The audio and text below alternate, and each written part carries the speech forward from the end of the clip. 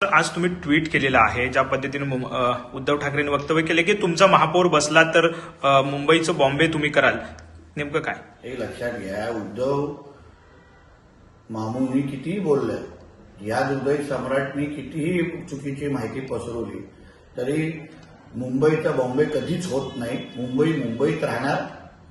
पण जसं लोकसभेच्या नंतर मस्जिदीमध्ये फतवे निघाले की उद्धव ठाकरेला मतदान करा आणि 16 विविध अटी शर्ती ठेवले गेले, तशाच प्रकारच्या अटी शर्ती परत एकदा फतव्याच्या निमित्ताने उद्धव ठाकरेकडे आलेल्या आहेत आणि त्याच्यामध्ये सर्वात प्रमुख मागणी अशी आहे की मुंबईचं नाव बदलून मोहम्मद लँड करणं, ही सर्वात पहिली मागणी या मुल्ला मौलवींनी उद्धव ठाकरेकडे केलेली आहे आणि ते त्यांनी मान्य पण केलेली अशी माझ्याकडे माहिती आहे. म्हणून मुंबईचं बॉम्बे तर कधीच होणार नाही, पण मुंबईचं मोहम्मद लँड अगर होण्यापासून थांबवायचं असेल तर महायुतीच्याच महापौर आय लव्ह महादेव बोलणारच महापौर आपल्याला निवडून द्यायला लागेल.